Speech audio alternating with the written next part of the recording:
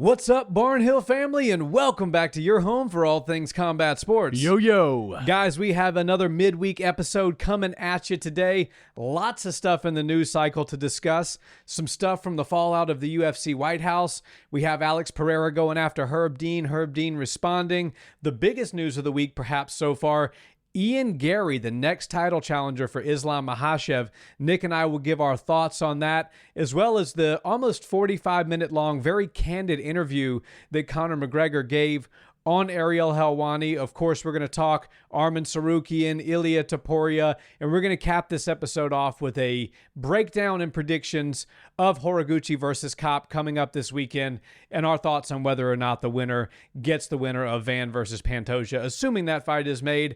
Everything we talk about in the timestamps below, so if there's a particular thing you're most interested in hearing about, you'll know where to find it. But Nick, we're going to start today with UFC 330. Let's do it. That's the biggest news of the week so far. We all kind of thought that Islam Makhachev versus Garry was going to be the main event for that fight. Sure. But with the White House and International Fight Week getting the Conor announcement out of the way and all of that, it felt like the UFC was just, they had that fight made, but they were just kind of sitting on it and waiting for, the dust to settle, the White House to be over with, Conor to be out doing his media tour, and then boom, we're going to go ahead and give our 330 main event. So I want to get your thoughts on the fight from the standpoint of, did they get the right person in there with Islam? Where do you think Islam moves in the GOAT conversation if he wins that fight? Because, we had Ilia Topuria and Alex Pereira both saying that, hey, we're going to climb up that GOAT list, and then they both suffered losses. Islam's still very much in the running for that. And does it, more importantly, this is what I'm dying to know, do you think that this fight announcement sets up for what is, in my opinion, the best number one contenders fight the UFC could make in any division right now, which is Carlos Prates versus Michael Morales? And, that would be an absolute banger. Maybe it's the feature bout on that card. Yeah, I definitely think they should add those two to the card, and if that fight would deliver. We already know what Michael Morales brings. We, of course, know what Carlos Prates brings. We saw what he did with Jack Della Maddalena. And if anything were to happen to Garry particularly, a little bit less on Islam, because if Islam can't fight and by the time this card happens, then I predict that they would just kick the can a little bit. But if Garry somehow stubs his toe and can't make it to the fight, then you have two great options. I'd lean towards Prates to be the one that would get the step up, but I would love that fight. I would love to see that fight happen. I'd love to see it happen in Philly. I feel like this Philly card really could, we don't have all the fights out yet, but just the main event alone is very interesting. It's reminiscent of Conor versus Khabib. It's sort of like the 2.0 modern version of that. I think that Islam Makhachev also just got a little bit of clarity. We weren't sure following the White House card or leading up to the White House card if Ilia Topuria, should he win against Justin Gaethje, was going to go up and kind of skip everybody in line at 170. Now we all understand Ilia Topuria will never go to welterweight, has no business going up there and challenging for triple champ status, at least not for the meaningful future. So never should have been there in the first place. I said that 100 times on this channel, and I got roasted for it all 100 times. I'm going to stand by this, just quick tangent. He was not a big 145er. He was a normal-sized 145er. Yeah. He was a small 155er, and he has no business at 70 ever. And I think that's pretty apparent. Anyways, I digress. No, and I think that you were right. A few months ago, you said, if Ilia versus Islam were to have happened at 155, it would have been a competitive close fight because of the weight cut. But the fact that Islam looks so good at 170, and he's kind of been cutting to 55 for a few years longer than he should have, but he wanted that belt. It makes total sense. But Ilia Topuria was undersized against Justin Gaethje. So if he were to try to go up to 170, it would have been a nightmare. And I just don't think that, even though he's such a power puncher and has crazy strength, that the durability of the guys that are that much bigger than him would have wilted to his power shots. I mean, Justin Gaethje, who isn't the most durable guy in the world because of, he's been knocked out. We've seen him, in a bunch of wars. It was still able to take Ilia's best shots and keep moving forward. Really does speak to the durability as you go up in weight. And that's what makes it interesting to me with Islam Makhachev versus Garry. Ian is the right guy to get in there versus Islam. I think that, he's done enough. He has a head-to-head win over Carlos Prates, who in my mind is one step above Michael Morales, just as far as strength of schedule goes. But Ian Garry, aside from the Shavkat fight, has looked perfect, and he hasn't had an easy road to get to the top of the division. So this fight not only reminds me of Conor versus Khabib for the geographical, location of where both of these people come from. I think there is a real beef and a feud between Ireland and Dagestan as far as MMA is concerned. And this one is definitely an interesting fight because we know Islam's the most complete fighter in the UFC, but Ian Garry's game planning and fight IQ takes him up a notch as far as difficulty to beat. He's got a frame that's very hard to close distance on, and not only that, his ability to maintain range is really good. He stays behind a jab. He's very intelligent, sort of like Ciryl Gane, where he engages on his own terms. If he doesn't like what he sees, he tries to back up and get a fresh start. So Ian Garry is actually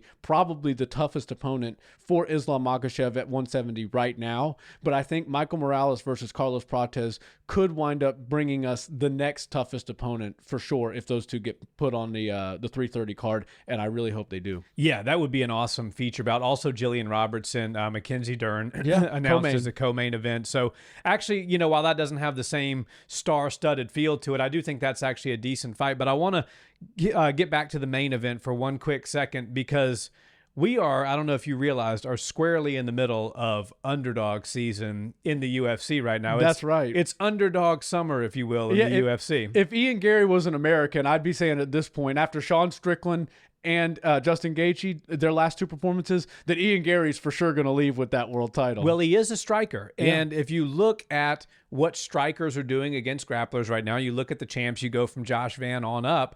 It used to be not that long ago, it was extremely grappling heavy. Islam was the champ at 155. You had Merab, keep going and up the pecking order. And it was a lot of grappling heavy guys. Now, when you get to the heavier weight classes, you get your Aspinalls, who I guess you could make an argument is either. But the point I'm trying to make here is that it feels like it's striker season in the UFC. Yeah. And Sean Strickland capped that off, beating Khamzat Chimaev.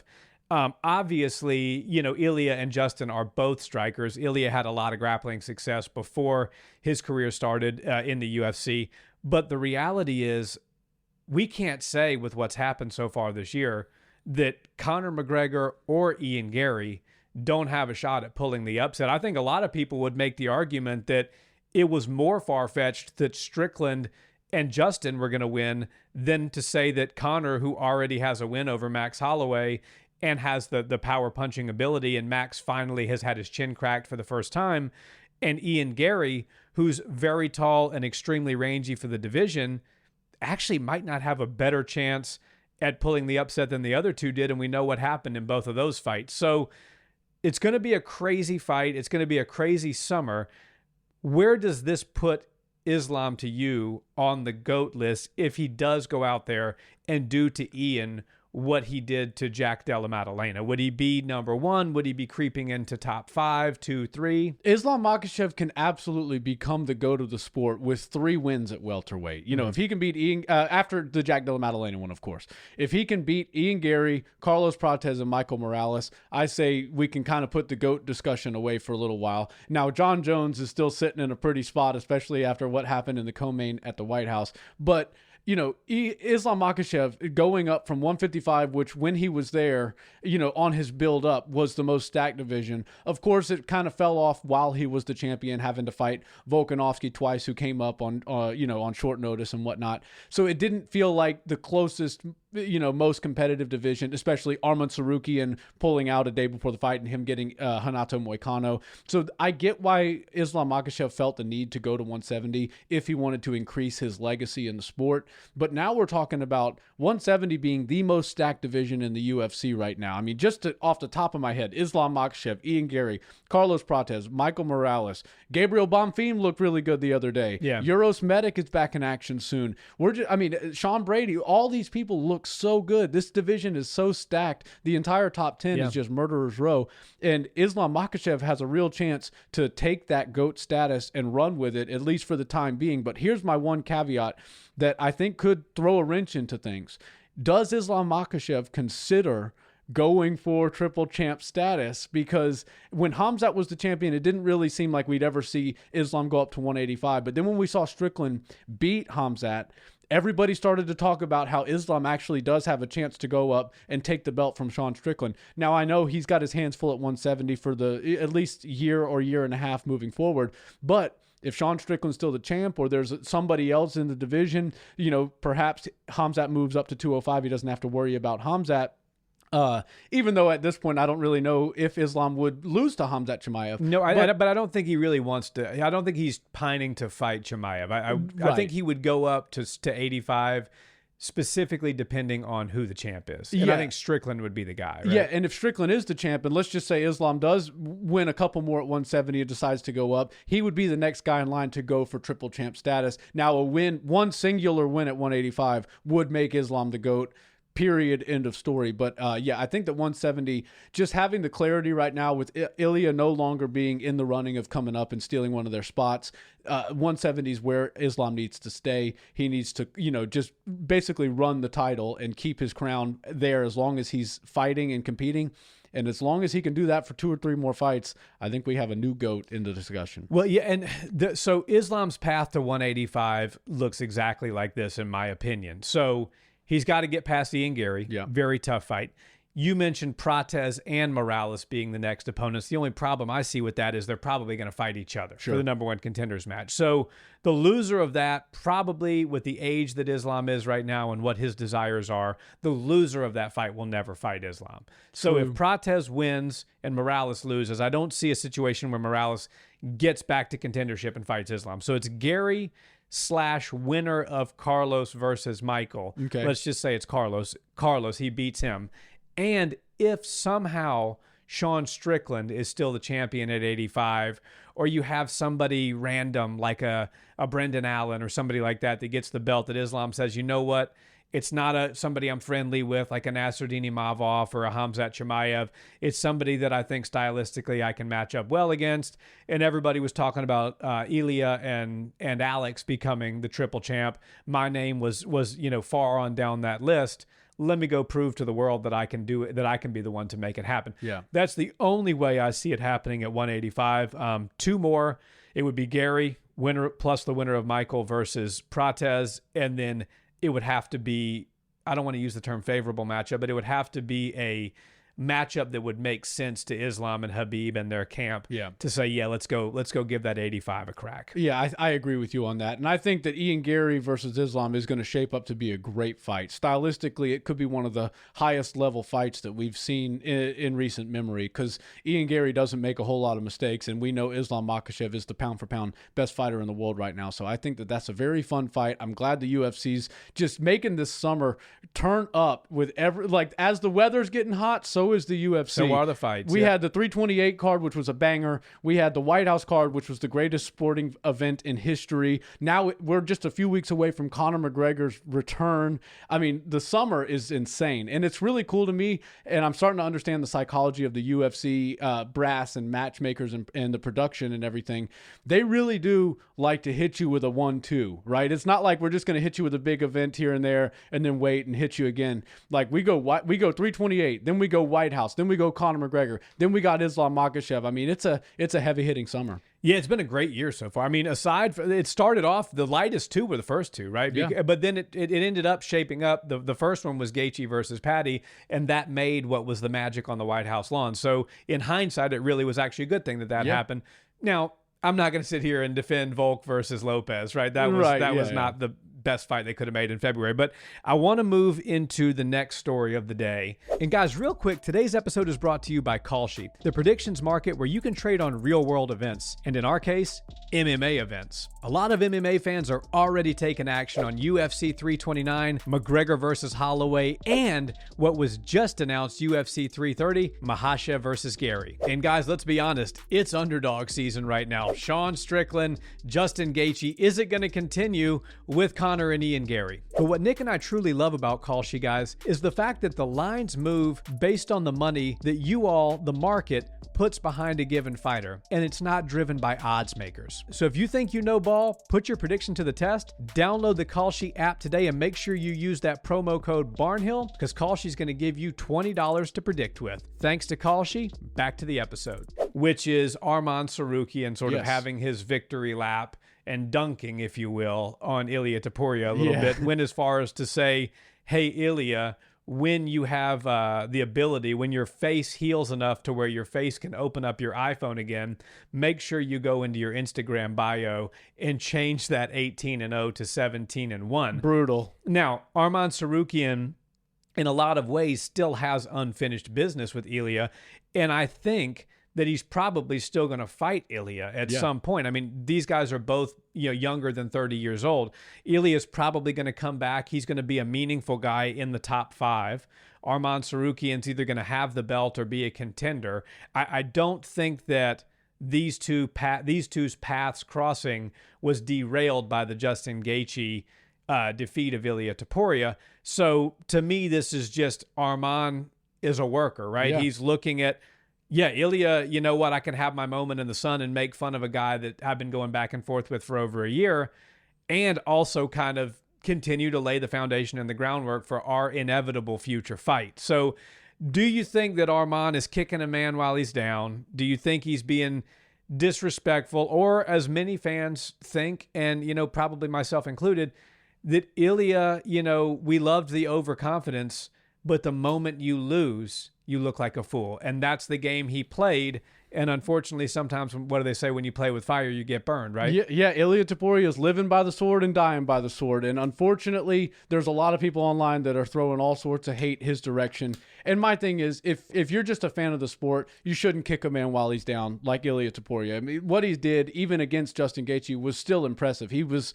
landing some serious shots. But, Ilia Topuria had this brash confidence, and it started to get mistaken for cockiness, and it just sort of rubs people the wrong way sometimes. But when you're in the sport and you're likely the guy that's going to fight the winner of Justin versus Ilia Topuria, you have the space to make a fight. You have the space to start promoting for the future, and I think the UFC appreciates that. So while it might seem a little bit harsh for him to say, wait till your Face ID works again and then use your phone to go change your caption, which, by the way, in his bio, it does not anymore say anything about a record. It says UFC 2-division world champion. There's no 17-1. He hasn't brought himself around to the 17-1 yet, but at least he got the 18-0 off of there, so half credit. Yeah, and I think Arman Tsarukyan is actually the best fight for Ilia, not next, but in that division. We've always thought that if Ilia were to have won, he would have gone up to 170, and we could have potentially lost the Arman fight. Now that Arman is basically everybody's fan favorite for being next in line for the title shot at 55, it kind of opens things up for, if Ilia Topuria can find a win, whether that be against Patty or Mauricio Hufi or somebody like that, he can get himself right back into title talks at 55. And with Charles Oliveira and Arman potentially being looked at for the BMF title, that makes things interesting. Now, I don't fully think they're going to commit to making that fight, because I don't think they want whoever to win that fight potentially to get the belt from either Justin Gaethje, or if Justin Gaethje retires and it's a vacant opportunity, they don't want to tie the BMF and the Undisputed together. It sometimes that just looks a little bit weird when you have the winner of the belt in the BMF and the Undisputed is now the same guy. It just doesn't exactly they did that, make right? sense. If you remember with Max and Ilia. Yeah. But the belt wasn't on the line. So in reality, Justin Gaethje, crazy enough, should have, if you think about lineage, Justin Gaethje ought to have the BMF belt. And who's a greater BMF than Gaethje, which is so crazy because Max flatlined him at UFC 300. Yeah. And then Max had the belt. Then Max fought Ilia.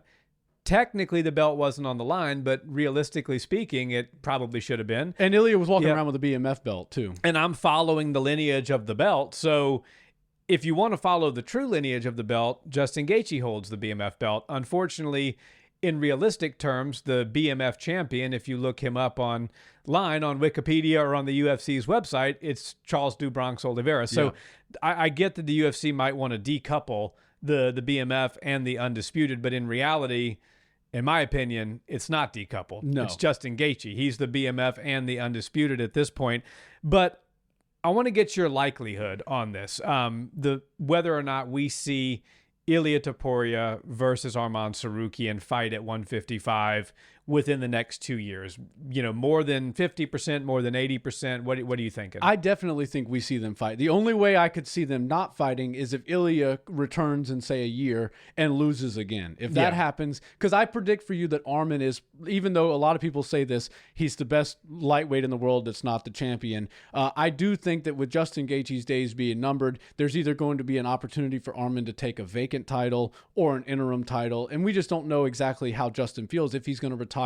He said he promised his mom he would not make a decision in the octagon whether he's going to stick around or not, and I get that. His emotions were either going to be through the roof or down in the tubes, and it's better to just make a decision after the dust has settled. So Arman Tsarukyan is actually in the driver's seat of the 155 division. I think that his next fight will either be for a BMF title or for a interim title. I just see the way this sport works. If Justin Gaethje wants to take some time, they're either going to put him in there with Charles Oliveira for the rematch, or they're going to try to, maybe put an interim on the line. But again, I don't think that Justin Gaethje should have the fire lit under his ass. It should sort of be up to him whether he wants to show up and fight again in the next 6 to 12 months, or if he wants to take some time off. But Arman Tsarukyan belongs in a world title fight, and I think he would wind up being the favorite over just about anybody in the division, maybe aside from Justin Gaethje. Yeah, see, I don't think they're going to be in a rush to do anything with the next undisputed match at 55. Okay. I don't think they're going to make any decision on that until after International Fight Week. I agree. And I know people hate to hear this, and, the purist in me probably, hates to have these words coming out of my mouth, but if you don't think that the UFC will look at the opportunity of Conor versus Justin, if he beats Max Holloway, if he goes in there and he knocks Max Holloway out, he said on Ariel's interview, which that's the perfect segue, because the next thing that I have to talk about today is the 45-minute long interview, very candid interview that Conor McGregor gave. The best interview we've had in the sport in quite some time. And Conor reminds you why he just, from a marketing, promotional, and just a big star standpoint, he still stands head and shoulders above the rest. But I don't think, just to put a pin on the Arman conversation for a minute, I think it's most likely that the UFC says, Arman, if you want to fight quickly, go after Charles. Maybe we do the BMF. And they could easily just say, look, okay, if you're undisputed next, you're just not going to put the BMF on the line. Sure. Because that the precedent's already been set. They did that with Max. So, I think they're going to say, if you want a quick fight, it's Charles. Because we're going to watch McGregor versus Holloway. Yeah. Now, even if it's Max, like let's say Max goes out there and starches Conor, he's got a highlight, one of the most incredible finishes in UFC history, wins over the undisputed champion in Justin Gaethje. They may, even though Max had that sort of lackluster performance against Charles Oliveira, they may look his direction. But I think that's a perfect segue now to move into the Conor McGregor interview. And I wrote this down because I didn't want to paraphrase. I wanted to get the exact words that Conor said, because this is a different Conor. And Ariel asked him in the interview, do you have any regrets in your life? And Conor's response was this. He says, I have forgiven myself for disgracing the position that God put me in. That may be one of the most powerful and introspective things that Conor McGregor has ever said. Maybe the most powerful and introspective thing that Conor has ever said in his career. I've forgiven myself for disgracing the position that God put me in. So, and it wasn't just that. It was, the way he conducted the interview. Conor is a student of the sport. Yeah. He watches everything. He comments on everything. He had a lot to say about Topuria. He had a lot to say about Terrence Crawford. We'll get into all that. But I want to talk firstly about the new and refreshed and sort of relaxed father of four, husband, 38-year-old Conor McGregor that's saying, I'm not in this for money anymore. I'm in this for the love of the sport. I've got 2 fights left on my deal. I'm going to fight them out. And I'm going to test myself in free agency. What were your thoughts on the interview as a whole? I thought the interview was a home run. I think Ariel Helwani getting Conor McGregor in studio, and this isn't a Zoom call. This was in studio. He showed up with the top hat and he's looking like $1 million. You know, he says that he's not as driven by money anymore. And then the next post he has online, he's wearing $20,000 boxing shoes to train in, which I think is pretty badass. Yeah. But I guess for Conor McGregor and his that's new like net us worth, buying a pair of Nikes, bro. Exactly, That's, exactly. He's like, I'm not really worried about it anymore. 20K on the feet. But no, I think Conor McGregor versus Max Holloway is actually a very interesting fight that does have implications at 155, even though it's happening at 170. So Justin Gaethje has done nothing wrong and deserves to fight in a major fight. So my opinion is Justin Gaethje is the only guy that the UFC is really allowing to have 1 foot in, 1 foot out. We aren't sure if he wants to retire. We aren't sure if he wants to stick around, but we're going to give him some time and some grace to figure that out. But if Justin Gaethje says, I do want to come back, I don't think it's fair for him to have to get in line with an Arman Tsarukyan or a BSD or a Mauricio Rufy, whoever can shine out as the most bright contender. I honestly think if you like Justin Gaethje, you should be wanting the winner of Conor versus Max to be his first title defense as undisputed, because and also his final opponent in all likelihood. And I mean, just play it out. Like everybody's saying, oh, Conor McGregor doesn't deserve to fight for a world title, and this fight's happening at 170. So why the hell would this have any implications at 155 for who gets the title next? Because Justin Gaethje deserves it. Justin Gaethje deserves red panty night, and Conor McGregor's done enough for the sport. You can look online and see who's pulling the biggest numbers as far as analytics, viewership, all that stuff, interest in the fight. I mean, the White House event just took place, and we know that was a historic event for all sporting. But Conor McGregor's return is equally as big, if not bigger, than what we just saw on the White House lawn. And I really do think that Max Holloway having that insane highlight reel KO over Justin Gaethje is enough reason for Justin to want to get his lick back on the guy that did that to him, put him face down on the canvas with 1 second left in the fight. But also Conor McGregor is red panty night. And we all know, even years removed, he's still the hottest commodity in the sport. And Justin Gaethje versus Conor McGregor 5 to 8 years ago was one of the best matchups that we could have possibly made. Who would have thought in 2026 we'd be talking about the 155 division being potentially contested for world titles between Justin Gaethje and Conor McGregor? It's like the percentage that is going to happen is not zero. Yeah. No, it's not. I wouldn't say it's high. I wouldn't say, I'd probably give it less than 25%. But the percentage that we see Justin Gaethje and Conor McGregor inside the cage for the undisputed 155 belt, I don't think, if we're all being honest with ourselves, can say that chance is zero. Right. And I also think that Justin Gaethje deserves to have these big nights. I mean, who's a bigger star in the world right now than Justin Gaethje? He's the newest American hero that we have. And he deserves to have an amazing final fight if he decides to take one more.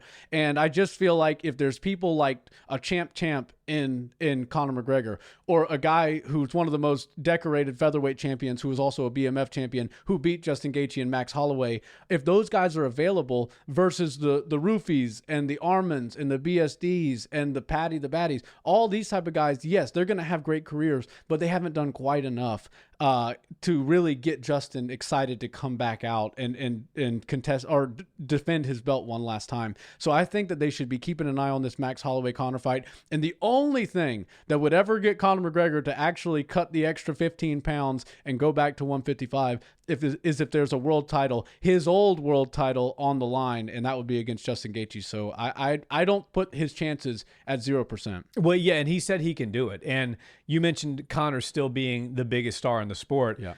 All you need to do is take a look at what Kalshi had as far as trading volume is concerned. Now, 1 week out from Topuria versus Gaethje, which I think we can all agree is the biggest event to happen in the last 5 years. Maybe UFC 300 gives it a run for its money.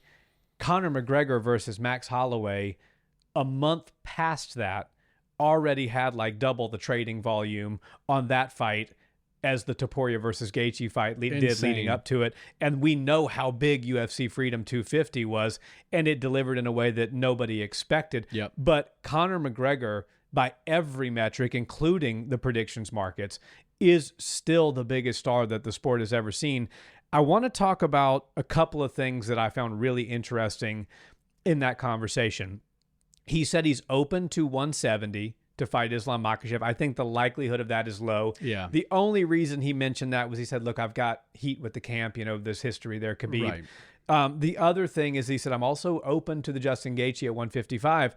But he said two interesting things that I didn't realize. One was that apparently Terrence Crawford was offered $200 million to do a 2-fight deal with Conor, where the first fight was going to take place in MMA and the second fight was going to be a boxing fight. And Conor said, look, I will show up to the boxing event. I have a track record of showing up to boxing against elite level boxers in Floyd Mayweather. But boxers, he fears, if you do boxing first, then Crawford's not going to show up. Crawford's going to, piece him up in the boxing ring, and then he's not going to show up for the MMA fight. Right. Conor's not a dummy. And the other thing he said was, with regards to MMA specifically, I have 2 fights left on my deal. The UFC made me the highest paid fighter by far. We know Alex Pereira got that $10 million contract. So Conor said it's maybe 4 or 5 times what the highest paid is. I don't know if he knows what Alex's new contract is, but if that's true, if the numbers that Conor said on Ariel are true, that puts his pay at around $40 million. Now, we know, I think John Jones was offered $30 million to fight Tom Aspinall. Right. So $40 million for Conor, who's a bigger star than John, that actually doesn't seem all that absurd. So he's got 2 more. And then he said, I will be testing free agency. He said, if the UFC can offer me something, if it's just otherworldly, I'm a business guy, I'll consider it. But my plan is Holloway. And then he said he already even has the date. It's April 11th, I think he said. Yeah, so, something like that. Which is weird because the UFC never does that. So no. Conor McGregor knows when his last 2 fights in the UFC are going to be if they don't re-up the contract. It's International Fight Week and then April 11th, which, by the way, he's not even happy about. He said, that's almost a year. Why are you going to keep me out that long? Yeah. I'm not a spring chicken anymore. So I guess that was a lot to give you, but parcel it out from like the Terrence Crawford stuff and then him testing free agency. Yeah, so I think the free agency idea is very interesting for Conor McGregor. And I also think that his performance against Max Holloway will determine whether or not they renegotiate and try to extend his contract with the UFC. Because if he beats Max Holloway, then before they get to April of next year, they're going to have him signed to a 4-fight or some sort of extension on his contract, and that would be wise for them. But he said he won't sign it. He said he's going to test free agency, unless it's just astronomical. Yeah, and usually the UFC doesn't wait until free agency to renegotiate. If you win and you've got 1 more left, they're going to throw something at you that's hard to refuse. But my thing is, I really love the idea of Turki Al-Sheikh, backing up the Brinks truck and saying, Terrence Crawford, look, you wrestled, you understand how to wrestle. You think that you can beat these guys in MMA. You think you can beat these MMA guys in boxing.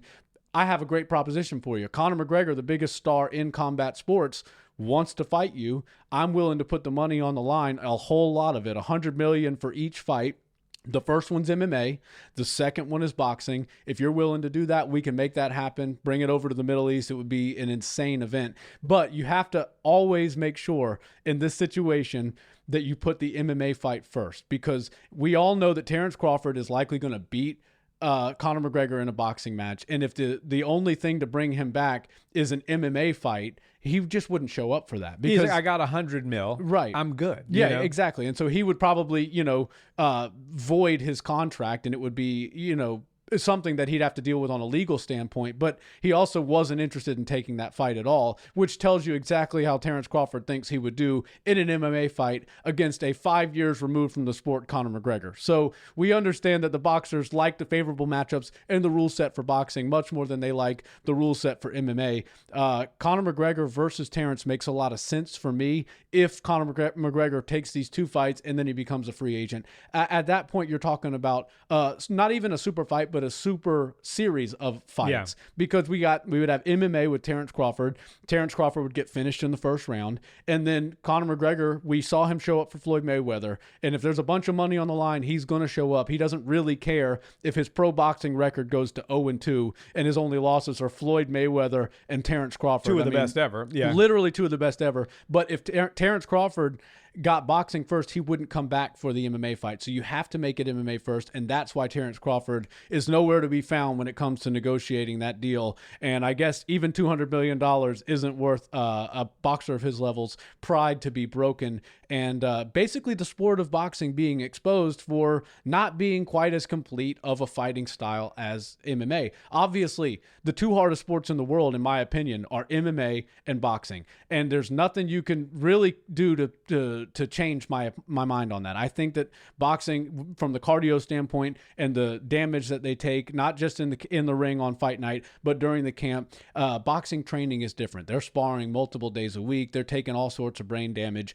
There's no way to really avoid a fight in boxing. You know, sometimes people say, well, grapplers can take a fight to the ground. There's not much damage that can be done there. That's false, but at the same time, there are places where you can avoid actually getting punches landed on you or strikes landed on you, and people are looking for submissions, which can put you to sleep, but they ultimately don't hurt you like striking does.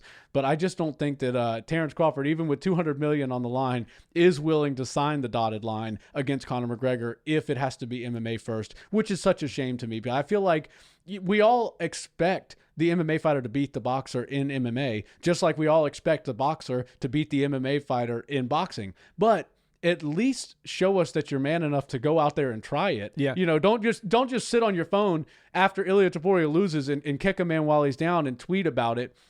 Go get in there, make $100 million, fight Conor McGregor. Yeah, you're going to lose, but at the same time, you're going to gain so much respect from the MMA fans, who all we've wanted to see in one of these crossover matches is for one of you boxers who talks an awful lot to come over to our sport just the same way we're willing to do it and come to yours. We leave a whole bunch of tools, you know, in the back and just agree to the Queensberry rules where we're going to throw fists. And yeah, you guys always get the win. Now it's time to return the favor to MMA. Well, it's never been such a clear-cut proposition where both sides get to see what it is that they want to see. Right. The MMA guys get to see Terence Crawford get slimed out in the first round by Conor McGregor. By leg kicks or something crazy. And Terence even said, I don't want you kicking me. That was what Conor said, according to Conor. And then, 6 months later, y'all boxing fans would all get to watch Terence Crawford box Conor McGregor's ear off and finish him faster than Floyd did, because Terence is more in his prime than Floyd was. Floyd's smaller than Terence, and Terence is a hell of a power puncher. I think better finisher than Floyd, and maybe not technically as high level, but that's debatable. But definitely a better finisher than Floyd.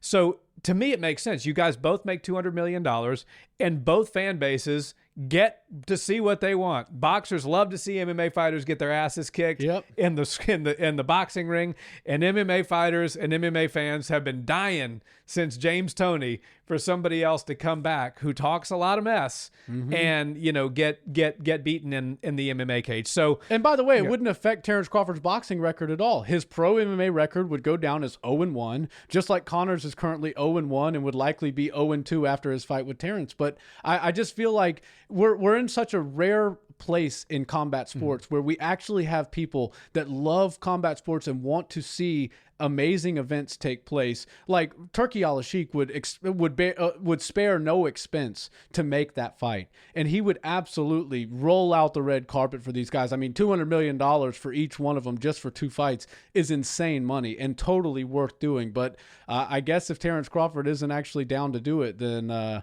we know who wins, because we know Conor McGregor would for sure take the boxing match. Conor would do it, and he would show up to both. 2 more things I want to talk about with Conor. One is the Carlos Prates comment. So Ariel asked him, he goes, tell me about the Carlos Prates offer. Was that legit? And Conor said, yeah, I really was offered that fight. And he said, the best thing I can think of, Ariel, is that they were trying to smoke me out of 170. They don't want me at 170. They want me at 155.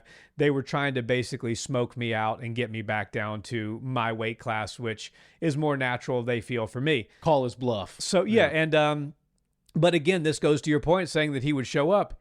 The guy said yes. He was like, yeah, I'll fight. And we saw what Carlos did to Jack Della Maddalena. Conor said, yeah, I'll take him on. And then the other thing is, his comments on Ilia. Now, we've all said for years, like, Ilia is basically going home and reading the Conor McGregor playbook. He's got all the makings of somebody who's studied Conor and is trying to do it in their own way.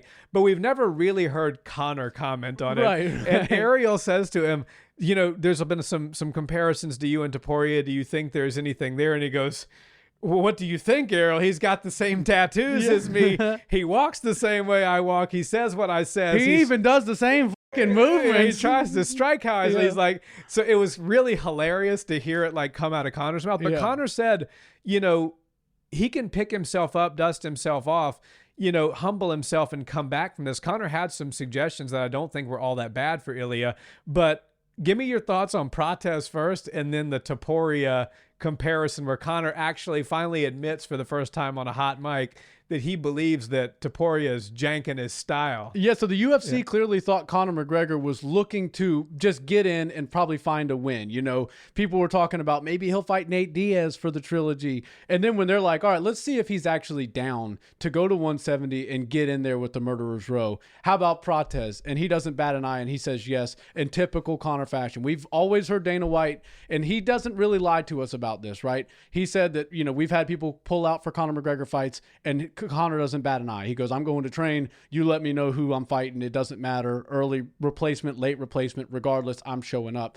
So we've always loved that aspect of Conor McGregor. And I think they were trying to call his bluff and say, you don't really want to fight the top of the heap at 170. How does a guy like Carlos Prates sound? He says yes. And then they go, shit, we better figure this out. I think Conor McGregor is actually willing to do that. This crazy SOB is actually going to fight Prates. Yeah. So I think that that's a little bit crazy, but I also think that Max Holloway versus Conor is the right matchup. And when it comes to the Ilia Topuria thing, it's so funny to me because we've all seen the memes. We've all seen the video edits that are, you know, showing Ilia doing the exact same things that Conor does. He even said when he gets on the scale, he puts his hands out like this. He wanted to scream, but then he thought maybe it'd be a little bit too close to being mimicking Conor. So he didn't do that. But at the same time, if Ilia Topuria and Ian Garry had a baby, it would be Conor McGregor. Like that's just what would come out, right?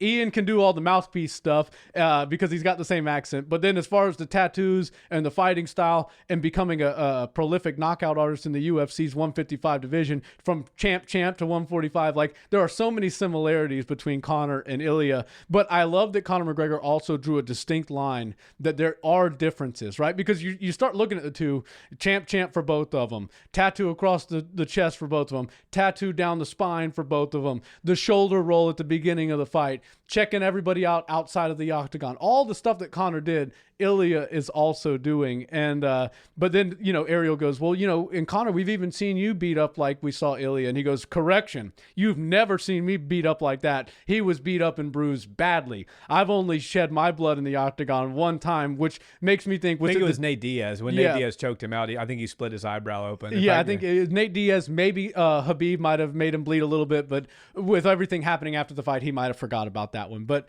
yeah, he's like, trust me, I've lost fights before, but I've never looked like Ilia Topuria did. So I think it's funny that even though Conor probably will never fight Ilia Topuria, he had to make the distinction that, no, we are not the same. He's copying me. And even though he's next closest in line to being the Mac, he's not quite Mystic Mac. Or was it Chad Mendez that split him open? I think it was in the first round. Chad Mendez split that. I remember a visual of Conor with the eyebrow split. Somebody let us know. I think I'm going to go Chad Mendez. I think it was Chad Mendez. You know what? I think you might be right, but I also think that Conor may be misremembering. He might have bled a few times. I think he might have bled a few times, but he never did have his eyes swollen and multiple orbitals broken. Fair enough. He was never beaten that badly. Now, I want to move into the co-main event from the White House. There's a lot of fallout from Alex, specifically as it relates to Herb Dean. He came out and he's saying, he's going so far as to say that he thinks that Herb Dean ought to be fired from being able to ref, that he's a terrible ref. He's demanded that Herb Dean never ref one of his fights ever again. And he never will because of the controversy now. And, then Herb Dean comes back with a video of his own, and he says, let me explain the back of the head rule. And from my understanding, Herb Dean, actually his explanation, and from cage side doctors that we've talked to, it makes a lot of sense. This part of the back of the head, you probably can't see it on the camera, is skull. Yeah. That's not really, you get punched there, it's probably going to hurt the hand worse than it hurts the person. Right. The back of the head rule is specifically related and in place to protect the brainstem. Right. Because the brainstem is what controls our breathing and all of that. And that is where the spine is. So if you think about it, it's really the spine rule. Yeah. And if you picture your spine, and Herb said 2 inches on either, or an inch on either side, so it'd be 2 inches straight up the neck. Yeah. That's the back of the head. And that makes sense because you can paralyze somebody with the right shot there. Right. So now here's the problem for Herb. So I see Herb's side, but here's the problem for Herb.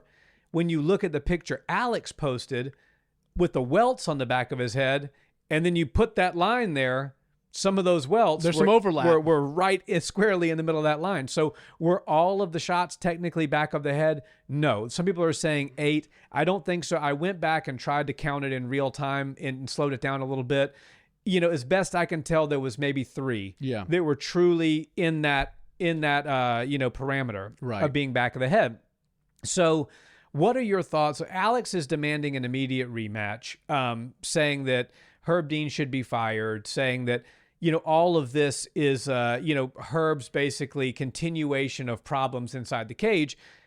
Here's what I have to say to Alex Pereira, though. You can't live by the Herb Dean sword and not die by the Herb Dean sword, right? Because it wasn't that long ago at UFC 300 that Herb Dean was the one stepping in to stop Alex Pereira when he was fighting Jamal Hill. Right. And Alex took matters into his own hands, which I guess is still kind of a gray area. Can you wave the ref off? Yeah. He waved Herb off and then got a knockout. So, Herb could have easily stopped that fight momentarily and recentered them in the middle of the cage. Now, would he have still knocked Jamal Hill out? Probably so.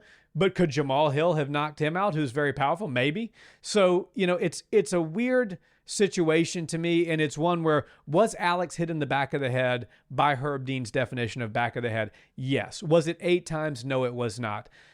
Should a habitual offender like Ciryl Gane be watched more? They shouldn't be judged and the rules be different for them. Right. But if you're a habitual offender, you need to be watched more closely. Sure. And when you see anything remotely that looks like an illegal shot, you need to reset. So I think Herb did make a mistake not resetting, because some of those were truly back of the head.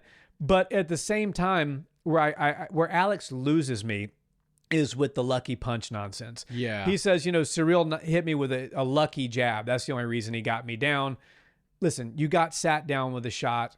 Who cares if it was lucky or not? If a fighter, if you're such a high-level guy, you're going for triple champ status the first time in the history of the UFC, and you're a striker, you shouldn't be susceptible to be getting hit with a lucky shot. Right. It was a jab at the end of the day. It came through, it landed, it knocked you down. Enough with the lucky stuff. Like the back of the head stuff, I can see a case for. The lucky jab, I'm not there on that. Yeah, I agree with you. And I think Alex Pereira is picking the wrong fight. So obviously him and Herb Dean will never share the octagon ever again. Herb Dean now...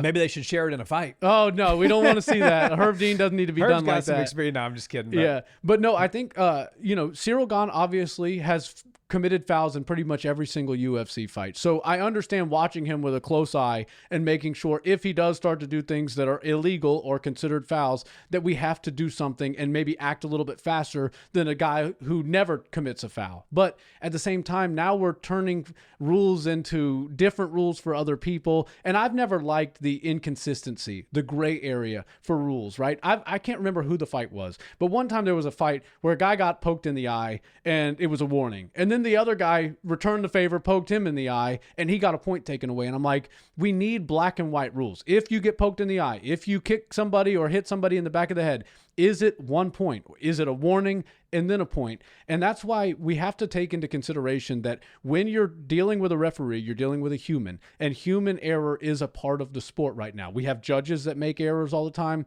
We have fighters that make errors all the time, and we have referees that make errors all the time.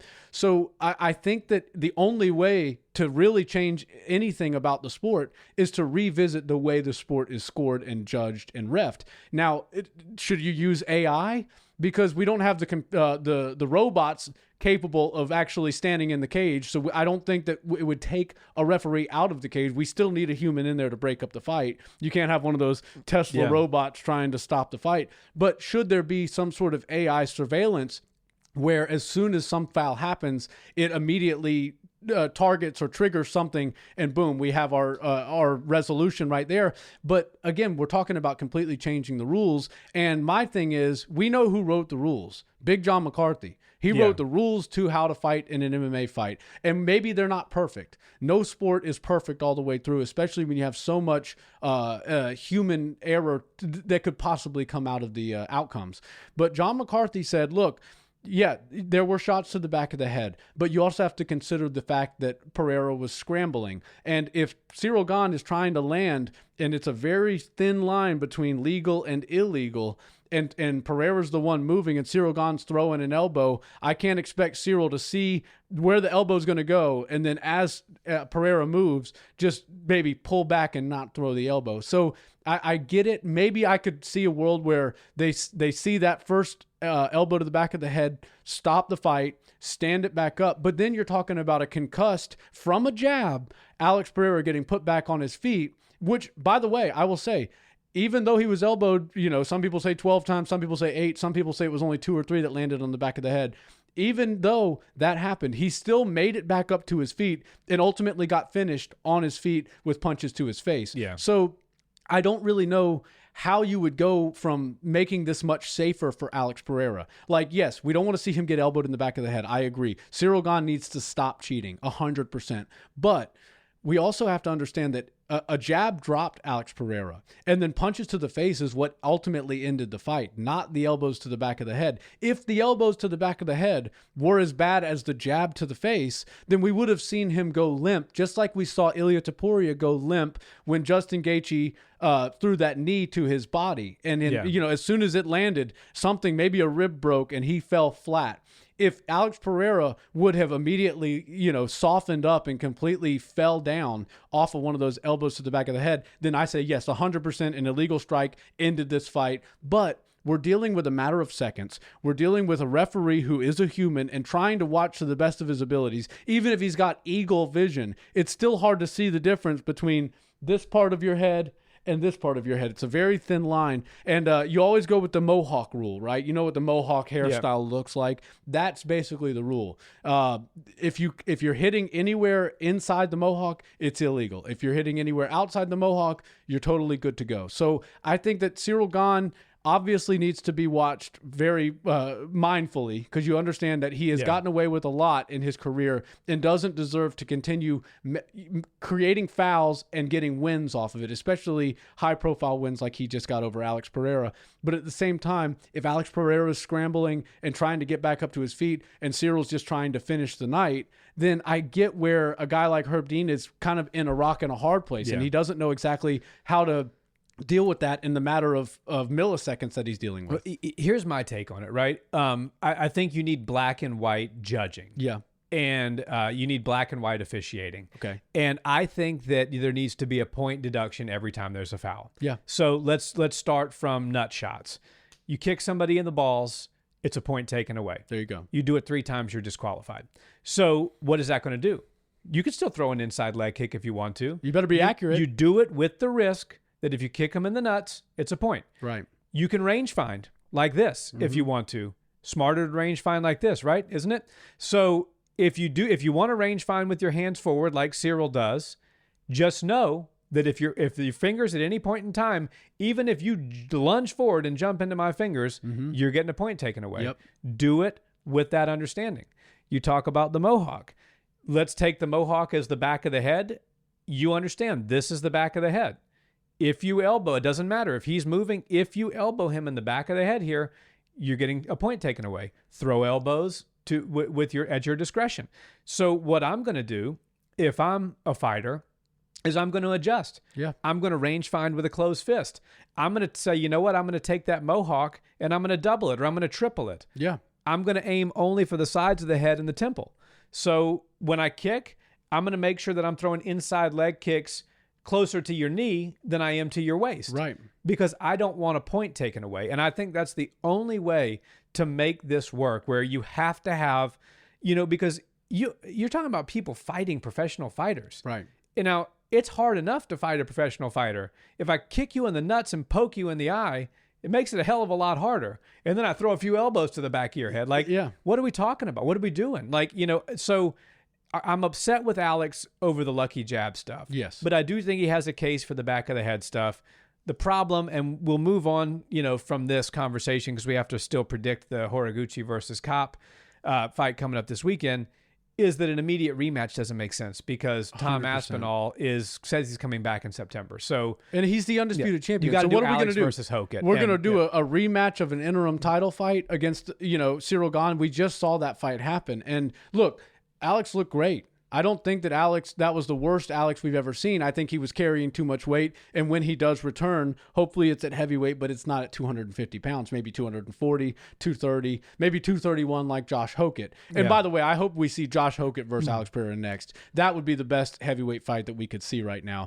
But I think that Alex Pereira is totally valid for wanting to bring this stuff to light because we do need some sort of change, but it can't be like, rules for thee and not for me. Like if somebody does something, obviously if Alex Pereira is beating somebody up in his next fight and winds up hitting somebody in the back of the head, should the fight automatically end in disqualification and go to the other guy? It's one of those things where the rule book isn't clear. It has human error, basically etched into it. So we have to take that with a grain of salt, and we have to understand that unless they switch it to like an AI sort of programming that is a stickler for 100% fouls and it can figure out exactly what's going on, and then it goes directly into point deductions and stand-ups and resets and all that, then right now we just have to, work within the confines that the sport has given us. And I think that Alex Pereira, every time he's lost, has come up with some sort of excuse.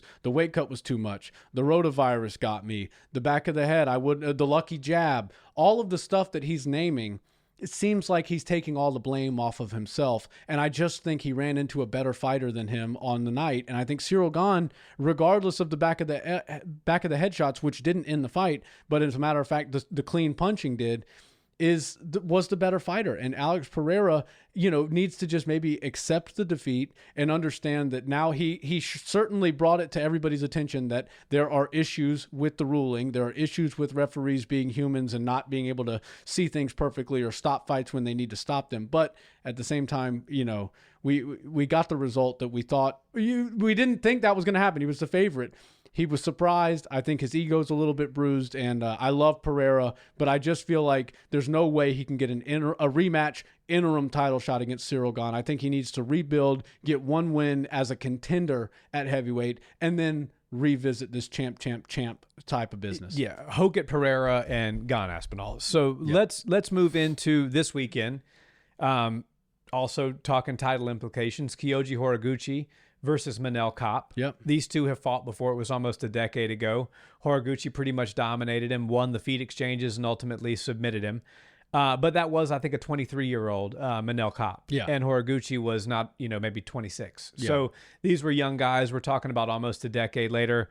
Age was probably on Horiguchi's side 10 years ago, not so much right now, but he's still very, very good and very relevant and meaningful in the division. Kape is on a 3-fight knockout tour right now, and Horiguchi has not lost since 2022. Unfortunately, that loss came at the hands of Patchy Mix. So Ooh. that's a tough last loss. And it's weird because Patchy is a 145er in the UFC. That's where he was fighting, and in Bellator. So Horiguchi was obviously fighting up, and maybe the size was too big of an issue. But I do think this fight's very interesting. But Manel Kape, to have 3 KOs in a row at 125 is pretty impressive. That means he's one of the best power punchers in the division, maybe only behind Josh Van. So I'm excited to see how this fight plays out because Horiguchi can really make somebody look flat with all of his mobility, and he's very agile. His footwork's really good. He's got a weird blitzy style that he's used and had a ton of success with throughout his whole career. But Manel Kape is a speed demon when it comes to striking, when it comes to countering. He's able to absorb a few shots. He's got really great eyes and obviously high-level Muay Thai, right? You can see him sit in the pocket and chop a leg kick as somebody's trying to, land their big punches, and somehow he's able to get out of the way of most of them. Also, he's able to show a lack of respect that most of the time you don't want to see a guy just not respecting his opponent because oftentimes you get a little too cocky and you get knocked out. But Manel Kape shows respect early in a fight and then implements his will on his opponents, and then he's able to sort of walk in with his hands down, and that's when he really starts to get into his flow state and his groove, and I think that's when Manel is at his most dangerous. So I think that Kape usually has a speed advantage. I don't know if he'll have a speed advantage as far as the footwork's concerned over Horiguchi, but I do think he has a speed advantage as far as getting strikes off in fire exchanges. So I'm actually leaning towards Manel Kape to win this fight. I think that, obviously Horiguchi's got the experience, but we're talking about now a prime year, a prime time of his career, Manel Kape. And that's why I think he is going to get his hand raised on this one. I don't know if Horiguchi is going to be there for him to get his 4th consecutive knockout, but I do think Manel Kape gets this one done. I think we see a full 25 minutes though. And that's a great, precursor to a title fight for Manel Kape. I would love to see Kape versus Josh Van. Of course, Josh Van has to get past Pantoja, but if he does that, or even if Pantoja gets his belt back, Manel Kape being next in line is very interesting. I think he's the most polarizing figure at 125 and arguably has the most fun style to watch. So I can't wait to see how this fight shakes out, because I think it's going to wind up being a fun, fast-paced, high-action fight for 25 full minutes. Yeah, I'm going Kape, but I'm going TKO. Okay. And right now on call sheet, he's got about a 60% chance to win. We'll see what sort of props come out as the week progresses. But I think, and when I saw that number, I was like, that's interesting because Horiguchi has the win over him. Right. But then you start to think about how Kape has looked recently, and then Horiguchi's style, how he's in and out and in and out. Yeah. And Kape is kind of a power puncher and big, heavy kicks and all that for 125. When somebody's giving you the momentum as far as entries are concerned, and you're good with your timing, you can find a counter to shut the lights out. And you can take a little bit pop off of your shot because you're relying on their momentum to come in. Now you can be a little bit more tight and precise with your striking when it comes time to counter. And that can actually knock the person out even easier with a guy like Horiguchi. Well, think about Steve Garcia, right? This past weekend, he was doing well until he jumped in and entered a firefight with Diego Lopez. So it's going to be a good fight, high level, fast paced. I do think the winner of this fight should fight the winner of Pantoja Van. I'm going Manel Kape 3rd round TKO. Nice. And then we got to get Makhachev back in the UFC. I feel like that's the only guy that's really missing in the flyweight division. If you bring Makhachev back, now we're talking about flyweight being in the top 5 for most exciting divisions in the UFC. But I mean, as far as right now, 155's killer, 170's killer. Heavyweight's even got a shot of life put back into it. And bantamweight, we know, is just murderer's row and always has been, always will be. So it's time for the 125ers to get their shine. I think Manel Kape is a good next contender if he can beat Horiguchi, and I like his chances to get to a belt, even if he has to fight Pantoja, the former champ, or the current champ, and Josh Van. There we go. Guys, thank you all so much for watching this video. I will be live on Saturday night doing a fight companion style of the main card for Horiguchi versus Kape. Let's be honest, guys, we're all still trying to pick ourselves up from the high of the White House card, but we're going to have some fun. This is going to be a fun night of fights. There's some good ones on there, and I'll be hanging out for the full main card. So make sure you pop into that live, and until then, have a wonderful day. Peace.